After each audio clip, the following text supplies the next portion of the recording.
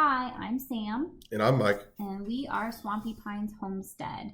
So we currently serve as Meyer Hatchery brand ambassadors. A little bit of background about us. We are located in Northeast Ohio, and Mike and I have been married for about 9 years, and we have two crazy kiddos along the ride with us here on our homestead. So we have Oliver, he's our 5-year-old. Each of our kids has kind of their own interest here on the homestead, and for Oliver, it's definitely our garden. He loves helping throughout the summer. He will be picking fruits and vegetables and just eating them straight off the plant if we don't stop him. And this year he's really excited because he has been given his own raised bed that he will be growing tomatoes and peppers in. And I think he wants to grow carrots too, so he can feed them to our rabbits. But that's his kind of area here. And then we have Harper. She's our 2-year-old, and her interest is definitely with our animals. So she loves tagging along for morning and evening chores. She likes helping with the chickens, the goats, the rabbits, all of it. So Yeah, and before we get into the topic that Meyer Hatchery asked us to cover on our for the podcast today, I wanted to describe the property a little bit that we live on. We purchased it back in 2018, and we officially moved onto the property in January of 2020.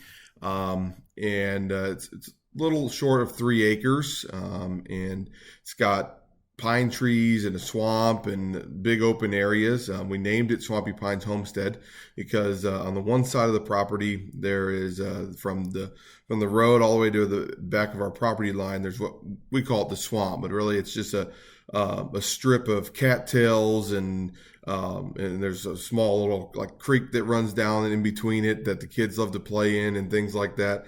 So we call that the swamp. And then the back of our property has large pine trees that line it all the way along the back. So we have some very nice natural borders to our property that make it a nice cozy home and safe for the kids to be on. When we purchased the property, several of our family members and things like that knew of the land, when we told them we bought it, mentioned that, oh, you bought the swamp, and we had no idea what they were referring to. So we moved, we got the property, started planning to build on it, and went into our first spring and realized, wow, I had some major drainage issues. But we were able to get all those fixed and get our house built on the property. And now we love it here. And we have all kinds of animals and gardens and all kinds of things going on. And Sam, talk about that a little bit.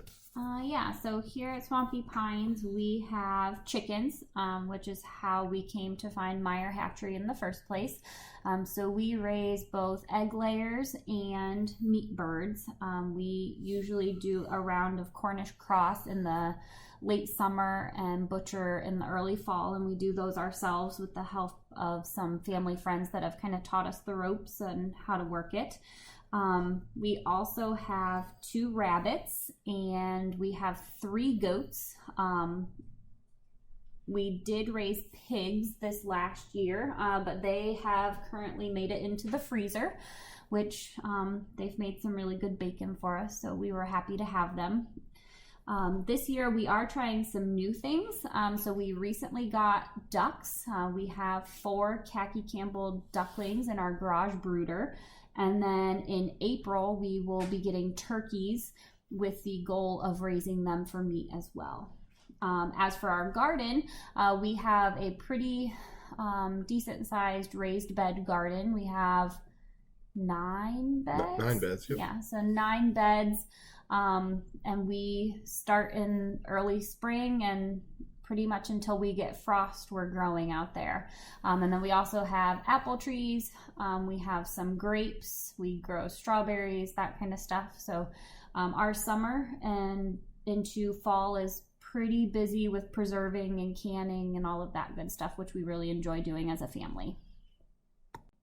So you may have noticed when Mike was describing our property that he mentioned that we moved in 2020. So we were very, very lucky. Our house that we built finished in January of 2020. So we moved in pretty much I don't know, a month and a half, 2 months before the world shut down with the COVID pandemic. So we got super lucky, but it did add some curveballs to our plans for a homestead and being able to get things. So our first big homestead decision was chickens. I don't know, Mike kind of handled that. We'd never had chickens before. Yeah, I mean, really, we knew we wanted to do something. And I remember we were sitting in the living room one night. We had just moved in, and Sam said, I think I want to get some chickens and start there. So I was actually kind of against it to begin with. My only experience with chickens was my grandparents' farm when I was a kid, and my great grandmother raised chickens. And honestly, I wasn't a big fan as a kid. So I was like, I don't know. It seems like a lot of work. Seems like something that we really don't have time to get into with kids and things like that. But we decided, we went on Meyer Hatchery's website and we ordered 10 Rhode Island Reds to start. And actually, I think initially we ordered 6. No, we ordered 10, but our plan was to keep 6. Right. Yeah, we were only going to keep 6 because we had a family friend had given us, it was one of those plastic snap together coops that was very small. It would really only hold 6 chickens, and we were just going to build a little run around that and call it a day. And we realized very quickly how plans can change with that kind of stuff. So once we got the chickens, once we made the chicken order, it was really time for us to figure out, we had nothing in the yard. We had a house, and that was it on this piece of property. And we had to figure out how we were going to get stuff built, how we were going to get runs built and coops built, coops set up, all that good stuff. So the hard part about that is we started, in Ohio, if the weather cooperates, you can usually get started on stuff in late March, and late March is really when things started to shut down with the pandemic. So we struggled for a while to be able to get to the lumber yard and the hardware store and things like that because everything was closed, and it was only open for essentials. And for a lot of that time, they didn't deem lumber for a chicken coop necessarily essential. So we did a lot of online orders, and we were able to go wait in the parking lot for them to bring out my 2x4s and everything I needed to build the run specifically.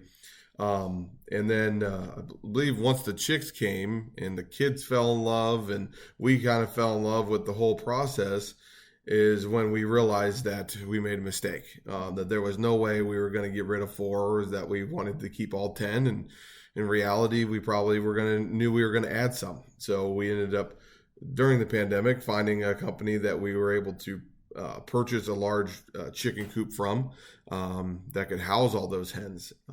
But it was a struggle getting lumber.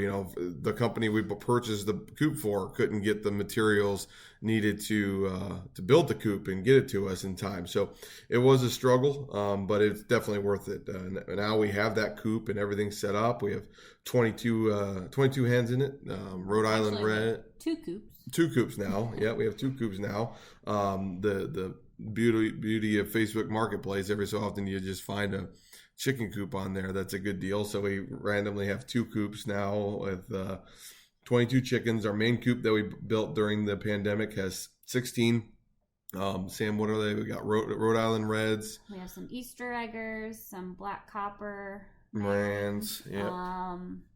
I don't even know. Americanas. Yeah, Americana. I think that's it. And then our second coop has silver and gold laced Wyandottes, and that's where our rooster is. His name is Yukon Cornelius because he hangs out with his silver and gold ladies. So I thought that was funny. So yeah, it was definitely a challenge though, especially for the first time homesteaders. There was a lot we were learning and trying to figure out, what do chickens need?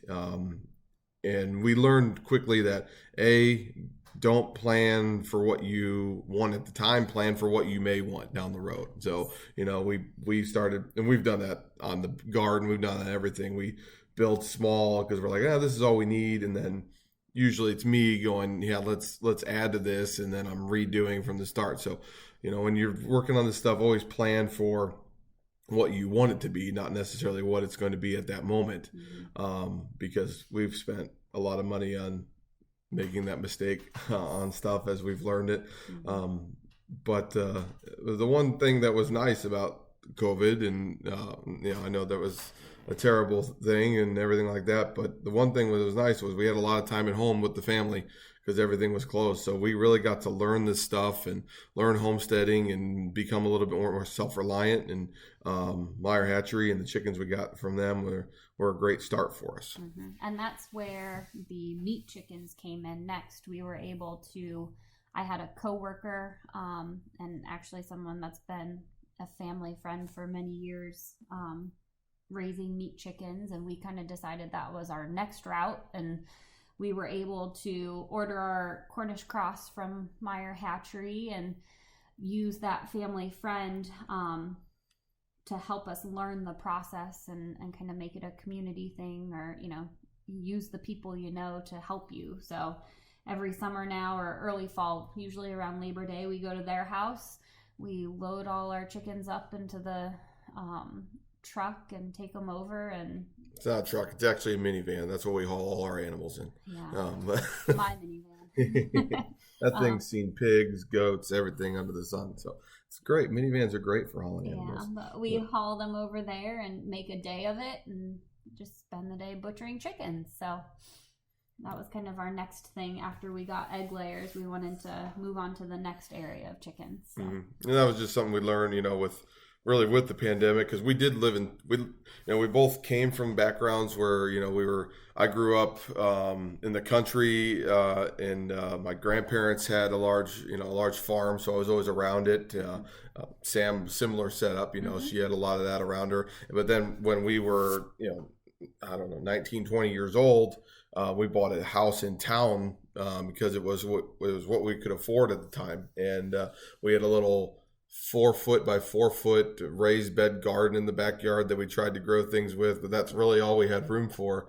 So once we built the new house and moved on to the 3 acres, we knew we wanted to be a little bit more self-reliant, and be able to provide protein and vegetables and all that good stuff for our family from our own yard, and not so much to be self-reliant, but to teach the kids the different things that you can do on your own. Teach them what plant a seed and how to take care of that seed and how to water it and grow it and get it to the point where it's producing tomatoes or whatever it may be, and how to take care of a baby chick from the start and until it's fully grown and producing eggs for you, and how that process works. So that's a lot of the reason we do it, is to allow them to see the full process, and they love every aspect of it. All right, so that kind of covers everything that we were asked to talk about. We want to thank Meyer Hatchery for letting us come on to talk about the start of a homestead in the middle of a pandemic and how we got started with chickens and everything. One thing we did not mention is their chat and support page on their website. Especially during the middle of a pandemic, we found it super helpful. Especially when you're just starting out. We had no idea. We were probably on there every day asking questions. Right. Yeah. You can just hop on the chat, ask whatever random questions you have, and you get some really knowledgeable workers there that'll kind of talk you through it, and they'll lay out the pros and cons of everything for you and kind of help you make a decision based off of what you have and what would be best for you. So definitely something, if you have questions, you should check out. So that about covers it. If you would like to follow along with all of our crazy stuff on our homestead, we do have an Instagram page. It's at swampy.pines.homestead. You will see lots of pictures of all of our animals. The goats, the ducks are the big feature right now because our kids are obsessed with the ducklings. We feature a lot of stuff on canning, give lots of tips on preservation and stuff like that too. So feel free to follow along. Thank you. Thank you.